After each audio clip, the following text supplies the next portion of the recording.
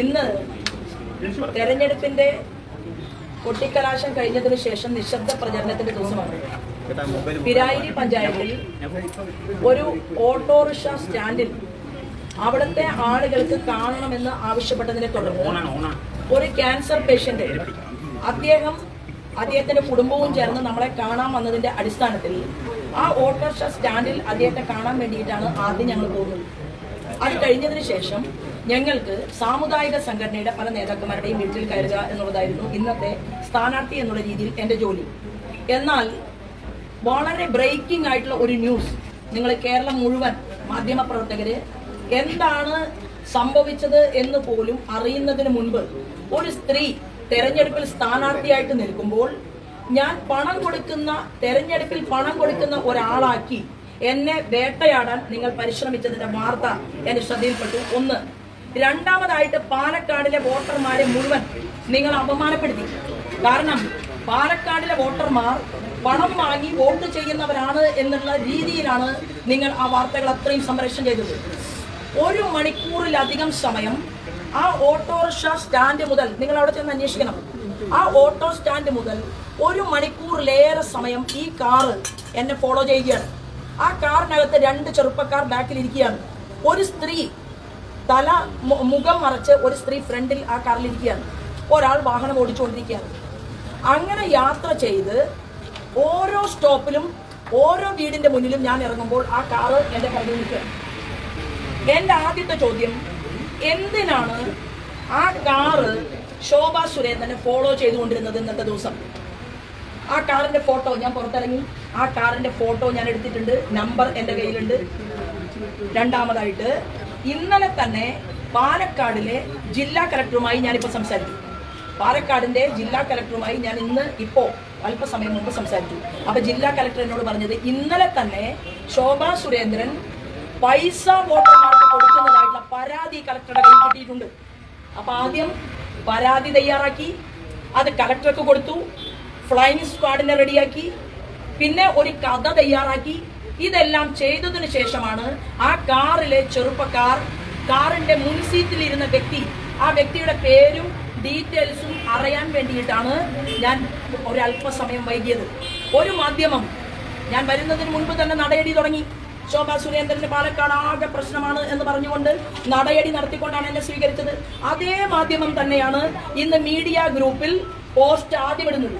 അപ്പോ ഒരാൾ കഥയുണ്ടാക്കുന്നു, തിരക്കഥ വേറൊരാൾ അതിന് സഹായം ചെയ്തു കൊടുക്കുന്നു, അതൊരു മീഡിയ പ്രവർത്തകൻ പോസ്റ്റ് ചെയ്യുന്നു.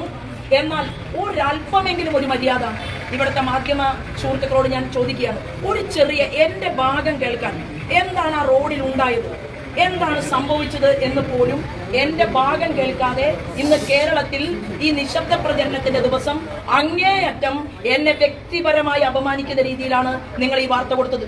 ഈ വാർത്തയെ തുടർന്ന് എന്ത് സംഭവിച്ചു? നിങ്ങൾ എല്ലാവരും ആ അമ്മയെ കാണാൻ പോയി. ആ അമ്മയെ കാണാൻ പോയിട്ട് അമ്മയെ തലങ്ങും വിലങ്ങും. അപ്പോഴേക്കും മാർക്സിസ്റ്റുകാർ പോകുന്നു, കോൺഗ്രസിന്റെ ആളുകൾ പോകുന്നു, ആ വീട്ടിൽ അമ്മയെ പ്രഷർ ചെയ്യിക്കുന്നു, അത് പറയണം ഇത് പറയണം, എന്നിട്ട് പല ചോദ്യങ്ങളും ചോദിച്ചു.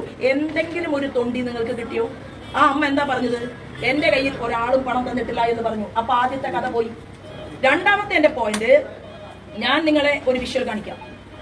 ഒരു ചെറുപ്പക്കാരൻ, ഒരു 22-23 വയസ്സുള്ള ഒരു കുട്ടി സ്വന്തം അമ്മയുടെ പ്രായമുള്ള എന്നെ നോക്കി സെക്ഷലി ഹറാസ്മെന്റ് ചെയ്യുന്ന രീതിയിലുള്ള ഒരു ആക്ഷൻ 3 തവണ കാണിച്ചാൽ ഞാൻ കാർ നിർത്തി അവന്റെ അരികിലേക്ക് ചെല്ലണ്ട എന്നാണ് നിങ്ങൾ പറയുന്നത്. ഇന്നലെ രാത്രിയിൽ ചന്ദ്രനഗർ വീടിന്റെ മുന്നിൽ നീ എന്താണ് വന്നത് എന്ന് ഞാൻ അവനോട് ചോദിക്കുന്നുണ്ട്. എന്റെ വീഡിയോയിൽ നിങ്ങൾക്ക് കാണാം. എന്തിനാണ് ഞാൻ താമസിക്കുന്ന വീടിന്റെ മുന്നിലേക്ക് രാത്രി 11:30 മണിക്ക് ആ ചെറുപ്പക്കാരൻ വന്നത്? ആരായിരുന്നു അവന്റെ കൂടെ ഉണ്ടായിരുന്നത്? അയാളുടെ പേര് ഞാൻ ഇപ്പോൾ കളക്ട് ചെയ്യായിരുന്നു. കാറിലുള്ള വിനേഷ് സർഗ എന്നാണ് ഇവന്റെ പേര്. കാറിലുണ്ടായിരുന്ന വ്യക്തിയുടെ പേര് വിനേഷ് സർഗ. പോലീസ് 420 കേസ് ഇട്ടിട്ടുള്ള ഒരാളാണ്. ഈ 100 കണക്കിന് ആളുകളെ ഒരു കോപ്പറേറ്റീവ് സഹകരണ സംഘത്തിലൂടെ പറ്റിച്ച ഒരാളാണ്. നിങ്ങൾക്ക് ഞാൻ അതിന്റെ FIRന്റെ കോപ്പി എല്ലാം തരാം. നിരവധിയായിട്ടുള്ള കേസുകളിൽ പ്രതിയായ ക്രിമിനൽ സംഘങ്ങളെ കൂടെ കൂട്ടി നടക്കുന്ന, നാട്ടിൽ പകൽ വെളിച്ചത്തിൽ മുങ്ങി നടക്കുന്ന ഒരാൾ ഒരു കാറിൽ 2 ഗുണ്ടകളെയും കയറ്റി സ്വന്തം അമ്മയ്ക്ക് തുല്യമായിട്ട് കാണുകയും ചിരിക്കുകയും മിണ്ടുകയും ചെയ്യേണ്ട ഒരു സ്ത്രീയെ വളരെ മോശമായ രീതിയിൽ ആംഗ്യം കാണിച്ചതുകൊണ്ടാണ് ഇതാ ഈ നിൽക്കുന്ന പ്രമിള ചേച്ചിയെ മാധ്യമപ്രവർത്തകർക്ക് കാലം എത്രയായിട്ട് അറിയാം. എവിടെയെങ്കിലും ഒരു ചെറുപ്പക്കാരനോട് ഒരു ദേഷ്യത്തിന്റെ ഭാഷയിൽ ചേച്ചി സംസാരിക്കുന്നത് ഇവിടുത്തെ മാധ്യമപ്രവർത്തകർ ആരെങ്കിലും കണ്ടിട്ടുണ്ടോ? എന്നാൽ ഇന്ന് ചേച്ചിയുടെ വിഷ്വൽ ഞങ്ങൾ എടുത്ത വിഷ്വൽ ഞാൻ മാധ്യമപ്രവർത്തകർക്ക് ഇപ്പൊ കാണിക്കാൻ ആഗ്രഹിക്കുകയാണ്. ഒറ്റ കാര്യമേ ഉള്ളൂ, വളരെ മോശമായ രീതിയിൽ ബിഹേവ് ചെയ്തതുകൊണ്ടാണ് ആ കാറിനരികിലേക്ക് ഞാൻ കടന്നു ചെന്നത്.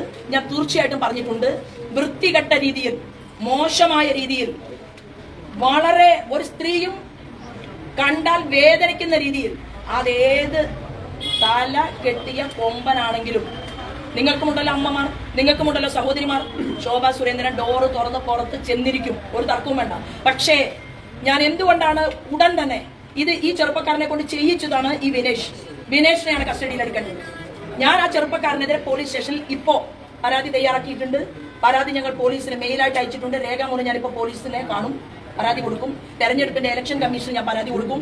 ഈ ഉണ്ടാക്കിയിട്ടുള്ള വിവാദങ്ങൾ അത്രയും ഉണ്ടയില്ലാ വെടികളാണ്. ആ ഉണ്ടയില്ലാ വെടിവെച്ച് ഭാരതീയ ജനതാ പാർട്ടിയുടെ നേതൃത്വത്തിൽ വിജയം പാലക്കാട് ഉറപ്പായപ്പോൾ അത് സഹിക്കാൻ വയ്യാത്തവരാണ് ഇങ്ങനെ ഒരു കഥയുമായി പുറത്തു വന്നത്. എന്താണ് നിലനിൽക്കുന്ന തെരഞ്ഞെടുപ്പ് ചട്ടം എന്നറിയാതെ ആദ്യമായിട്ട് തെരഞ്ഞെടുപ്പിൽ പ്രവർത്തിക്കാൻ വരുന്ന ഒരാളല്ല നിങ്ങളുടെ ശോഭാ സുരേന്ദ്രൻ. ഇതെന്റെ 10ാമത്തെ തെരഞ്ഞെടുപ്പാണ്. 9 തെരഞ്ഞെടുപ്പുകളിലും നിങ്ങൾ എന്നെ കേരളത്തിൽ കണ്ടിട്ടുണ്ട്. അപ്പൊ ഈ 10ാമത്തെ തെരഞ്ഞെടുപ്പിൽ വലിയ ഭൂരിപക്ഷത്തിൽ ഞാൻ വിജയിക്കുമെന്നായപ്പോൾ ഇന്നലെ ഒരു തിരക്കഥ തയ്യാറാക്കി കൊടുത്ത് ഇന്ന് എന്റെ കാറിന്റെ പിറകിൽ മണിക്കൂറുകൾ ഫോളോ ചെയ്യാൻ ആരാണ് അനുവാദം കൊടുത്തത്? ആരാണ് ഏൽപ്പിച്ചത്? അവരാരാണ്? എവിടെ നിന്ന് വന്നവരാണ്? ഏത് ചെറുപ്പക്കാരാണ്? നിങ്ങൾ എന്റെ മാധ്യമ സുഹൃത്തുക്കൾ കൂടെ നിൽക്കണം, അതെനിക്ക് തെളിയിക്കണം. ഇതാണ് എനിക്ക് നിങ്ങളോട് ഈ വിഷയത്തെ കുറിച്ച് സംസാരിക്കാനുള്ളത്.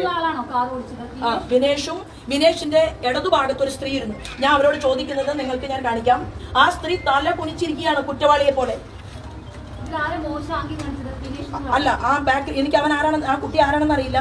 അത് കണ്ടുപിടിക്കണം, പോലീസാണ് കണ്ടുപിടിക്കേണ്ടത്.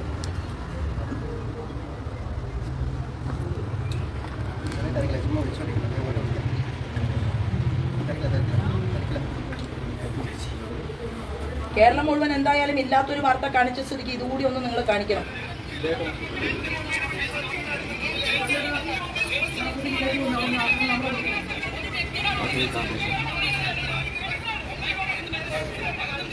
ഇങ്ങനെയും വേദനിച്ച് പ്രമിള ചേച്ചിയെ രോഷത്തോടു കൂടി നിങ്ങൾ ആരെങ്കിലും കണ്ടിട്ടുണ്ടോ?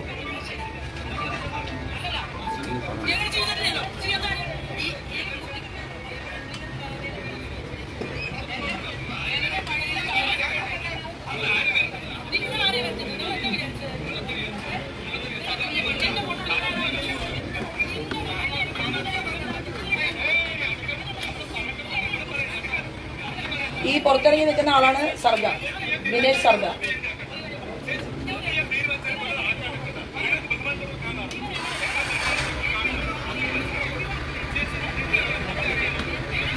ചോദിച്ചത് അപ്പൊ തന്നെ 5000 രൂപ തന്നു. അപ്പുറത്തെ വീട്ടിലെ ആളുകൾക്ക് കൊടുത്തിട്ട് പൈസ തന്നു.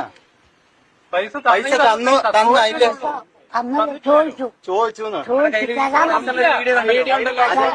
അത് പെൻഷന്റെ പൈസ ഉണ്ട്, അമ്മന്റെ പൈസ ഉണ്ട്, പെൻഷൻ തന്ന പൈസയുണ്ട്.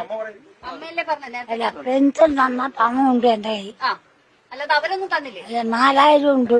അതല്ല, ആ ശോഭാ ഇല്ല, തരാ പറഞ്ഞു. അവര് വന്നാ തരാ പറഞ്ഞു.